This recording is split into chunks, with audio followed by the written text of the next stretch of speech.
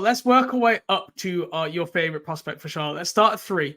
Who is your third best ranked prospect for Charlotte to be available at 6? I don't know how popular this is. You have Mark Williams, but I mean, I like Donovan Clingan. I think he's one of those advanced stats analytics guys. Like the rebounding, the passing, the playmaking is really impressive. We don't talk about it enough because he's not Jokic making these passes, but he's just very careful. And I think there's something to be said for somebody in his position where he doesn't turn the ball over, has that ball security, can defend the paint really well, doesn't need to shoot. Also, please do not buy that he's going to shoot just because he shot at the combine. If anything, it's a free throw percentage boost down the road. But he is just an absolute winning player that impacts the game at the rim at both ends of the floor. How about a comp for Donovan Clingan? I just thought of this as you were speaking there about someone who'll be able to handle the ball, pass, be a rim presence at both ends. Let's go back to 2005. Andrew Bogut. What do you think, Richard? Andrew Bogut for the comp for Donovan Clingan. Like career, he was like 10 points, 9 rebounds, 1.5 blocks, 2.2 assists, was obviously part of some of his Golden State teams where they really kind of leveraged some of his ball handling. What do you think of that? He was a number 1 pick, I believe, back in 2005 with the Milwaukee Bucks, right? Yeah, actually, I don't hate it. I think he was somebody that we'd talk a lot more highly of him if he wasn't often injured in Milwaukee. Yeah, he had that serious injury that changed his career, didn't he? Yeah, like he had to adapt to become who he was in Golden State. But even the years, I think it was like the 2009 year where he got hurt, like he came back really strong and then he got hurt again. And that's when he had to change his game. And yeah, he would have been somebody that I think like he changed the game in a different way than we ever thought he would. Like just being that connective center that defends and everything. Well, I know I don't hate the Donovan Clingan selection at all. I have him at 4 on my board. I think, just look at the NBA Finals right now. Size across the board. Charlotte, Mark Williams, yes, he showed some exciting flashes. He's also really only been on the NBA court for like 30, 40 games as a pro now, basically, and has had back issues. And I think we saw last year that Nick Richards, although okay, is not going to guy who's going to move the needle for you at all. I would be absolutely okay with it. I always said, like on draft night when they drafted Mark Williams, if you really didn't know if you wanted Duran or Williams, take them both and like figure it out, okay? Rather than making the decision there on the night, and I still hate that trade now. Chase, what do you think of Donovan Clingan at 6 for the Charlotte Hornets? Love him as a prospect. Obviously think on top of just how good he could be as an individual, I think he is a great fit for LaMelo on both ends. Like brick wall screener, guy that can play drop coverage, move a little bit in space to kind of make up for what LaMelo may lack as a point of attack defender currently. But my only hesitation is like, I don't really want to invest in 2 non-shooting, most likely non-playmaking bigs. I think Clingan will be like a decent passer, but definitely not like a passing hub or a guy that makes plays on the move or anything really, with 2 lottery picks in Mark Williams and Clingan, because that's like back-to-back high draft choices that you're using on very similar players, or not back-to-back, but close to it.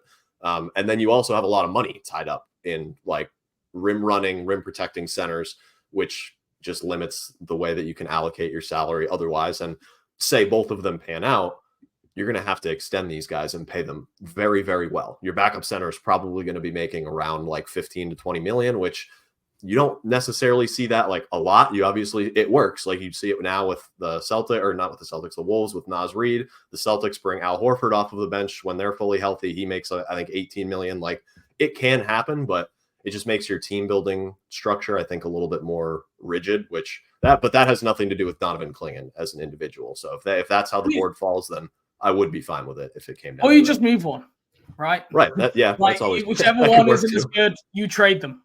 And you have a year or 2 to figure that out while this team is figuring it out, like finding its feet.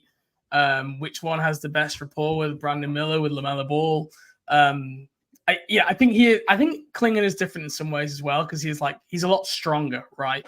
Than Mark Williams was always like a skinny guy who like he struggled to guard some of the bigger centers in the league, kind of get his body into him and struggle on the defensive glass. I think Clingan was better at kind of like grinding and pounding down low in the old school 90s style.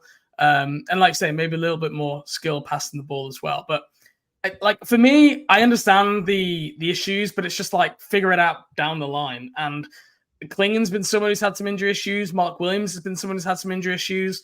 If you have both of them, like you basically have a pretty interesting center prospect, which should be available most of the time, like going forward for the next couple of years while you figure out what you do. So I'm here for it. I like the pick. Richard, give us your number 2 ranked guy. Yeah, I think my number 2 would be somebody very interesting to pair with LaMelo Ball. And that's, I'm going to go back to Reed Shepherd, the analytical darling. Yeah, he's a little bit small, but I personally have always been a fan of how LaMelo plays the passing lanes and how he gets steals. Like, he's not a great on-ball defender by any means. Same thing about Reed Shepherd, so there is some liabilities there. But there's not many backcourts that are better at forcing turnovers than those two. So, and on top of that, Reed Shepherd can play a little bit more of this true combo guard role next to LaMelo, plays off the ball beautifully as the shooter. I think he actually fits really well here. Obviously, you would have some things to figure out long-term, like how you make up for that backcourt defense. But there is a lot to like in that regard. Chase, what are your thoughts on Reed Shepherd? I think he is definitely a very good basketball fit. Like, you put him maybe next to LaMelo, they can play at least offensively. I think that's a good fit. And if LaMelo develops at all as a defender and Reed himself as well, I think that could work. Maybe not in high minutes, but in a pinch for sure.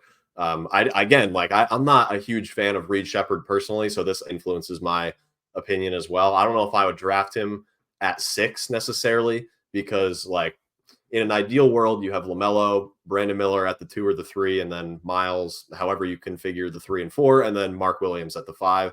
There's not much of an avenue for him to be a starter, like at all, really, in that situation. I think things have to go wrong with other players, I guess, for Reed to have like a role that would be justified by drafting him 6th overall and having it pan out. But again, like, this draft is what we can imagine now is not going to be very good in terms of like the all-stars and all NBA talents that it's churning out. So there is something to be said for getting somebody that right now seems like at worst like a surefire role player, backup point guard guy that can be like a top 8 rotation player on a good team. So I like, there are very few players that I think like don't fit basketball wise. It's just how you balance like gambling on the upside versus like a high floor in a class like this, where you may not even get very much upside out of it, even in the best case. Yeah, I look, he's the right Kentucky guard for me if I was to pick between one of the two. I'm not a huge Reed Shepherd guy in Charlotte. Like we've all said, the defense, I just think like that's almost a non-starter for me. But like even on top of that, just like the half-court scoring ability, like outside of 3-point shooting, which they can both do. LaMelo Ball, Reed Shepherd, that'd be fine. It'd be like ability to score from anything within that. I just like pull-up game, scoring at the rim. I just don't have the confidence in that, combined with the defensive concerns as well. So probably wouldn't be a guy that I would like. But like if you're telling me that, like we said earlier, that he shoots 52% from 3, then I'm very interested, because the Charlotte Hornets were the worst 3-point shooting team in the league last year, and he needs some help there. But yeah. Here's my one counter to that. I do think him being a Kentucky guard who played with 2 other dynamic ball handlers in Rob Dillingham and Antonio Reeves, I actually think there's a lot of underrated hidden ability in terms of getting to the basket. Like, we've seen this every year with Kentucky guards, and I would give Reed the benefit of the doubt the most of those 3. Okay. Right. Your number 1 ranked player, who for you, this would be your grade A, right, on your draft night grades. If Charlotte ended up with this player at 6, who would that be? Yeah, I think it has to be the guy that kind of addresses exactly what you just said in a different way. Obviously, it may not be as much half-court scoring volume as much, but I do think everywhere else, and that is Stephon Castle. I think he'd be a beautiful fit there. He's somebody who changes the culture in a lot of ways, just on the court at the very least. I like his fit a ton in Charlotte. I think that would be a home run pick. Yeah. 2 big Stephon Castle fans right here. And this is the thing, like, it's really obvious and simple. And that's why, like, after the draft lottery, every single mock draft, not every single one, I think 6 out of 10 of the top 10 mocks had Stephon Castle going at 6. And like, sometimes you want to get creative during the draft process because it can kind of be boring to be like straight down the line. But then equally, like, when something makes that much sense, like, sometimes you just have to go pull the trigger, right? It's just so obvious. He slots. Here's a role built for him. His strengths are exactly the Charlotte Hornets' weaknesses and complement their 2 stars that are already in place really well. I can understand why you say it. If Stephon Castle is there at 6, I think he will be the guy that a lot of Charlotte Hornets fans are pulling for.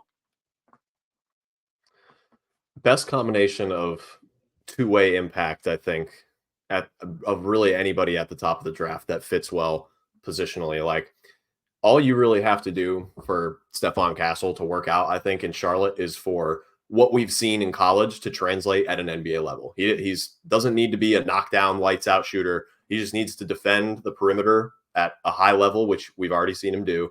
Can get downhill and score at the basket reasonably efficiently. We've already seen him do that. And he can at least punish punish a defense that leaves him wide open often enough to become somebody that is a 30-ish% three-point shooter. We've seen players make an impact while being, poor shooters across the board. I feel like if there's anybody in this class that's going to be that guy, it would be Stephon Castle. Rich, what is the intel like with Stephon Castle? Because obviously there's been the rumors around him wanting to play point guard, not working out. Like, I'd heard, I think that's maybe given some Hornets fans pause.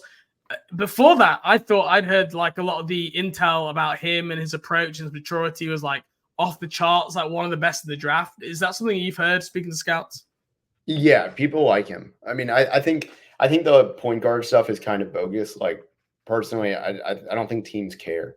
That's a cool preference for him to have, but I don't know. Anthony Davis doesn't want to play the 5. He still plays the 5 a good amount. I just, in the NBA, if the only thing that could happen is that really hurts him, where he's I'm not being anything other than a point guard. That's where it could hurt him if he's actually that stubborn. Because how many possessions in the NBA is one player? Even LaMelo Ball, how many times has he 100% of offensive possessions just the point guard and not even playing his off ball in any way? And it's not 100%. It doesn't happen. You have to play a bunch of different roles in today's league. It's not the same player brings it up every single time and facilitates a play and maybe gets the ball back eventually from a play they started. It literally can be times where your point guard doesn't touch the ball in one play because you have Brandon Miller who has playmaking and shot creation ability. He goes for quick offense in 10 seconds in isolation. That stuff happens. You have to be ready to play different roles. And to me, the only thing that could come from that that's a negative is, will he even accept taking another role? And if that's the case, that's a huge negative. But I don't think that's the case because the dude just likes to win. And I think at the end of the day, he'll do whatever it takes to win. Agreed. The final thing before we finish up, and we've already run long, but so I appreciate your time. You mentioned Devin Carter a lot, throughout the podcast. It sounds like he is someone you think you'd be perfectly fine with potentially being selected at 6 for Charlotte. I mean, he has some of the same overlapping strengths to Stephon Castle, right? He does. He's more polished, I would say, in a lot of different ways. The shot is probably equal at this point, which is where things may tip in favor of Castle. It's always easy to favor the younger player, especially one who didn't just have almost an anomaly season, but there's a lot of things to point to. For me, I just think Devin Carter right away comes in and he's a more polished defender. I buy him so much more right away. And I think that's the difference. Long term, if both hit, Stephon Castle's the guy. But the sell with Devin Carter is he's already so much better using screens. He's a better defender. His shot has really good potential. He can, again, that playmaking, I just think that combination of an all defense threat who can make everybody around him better on both ends, that's a surefire NBA player. And that's the same thing as Castle. Again, with Castle, though, he's just a little bit younger and has more things to iron out. But give him 2 years to catch up to where Carter is. They're probably not far apart, if not in favor of Stephon Castle. Okay, well, Richard, go on, Jay. Sorry, I came into this planning to ask you, Richard, to talk me off the ledge with taking Devin Carter at 6 if the board didn't fall in Charlotte's favor. We can just lock arms and jump off the ledge together. So that's totally fine. I'm totally down. Devin Carter is going to be a guy who has a 10+ year career who he's going to make an all defense team. Those guys, it does not matter what they do on offense unless they're just such bad players. He's going to stick. Totally agree. All right. Well, Richard, thank you very much for coming on. You can find his work at Mavs Draft Substack, NBA Big Board podcast. You can find him on there.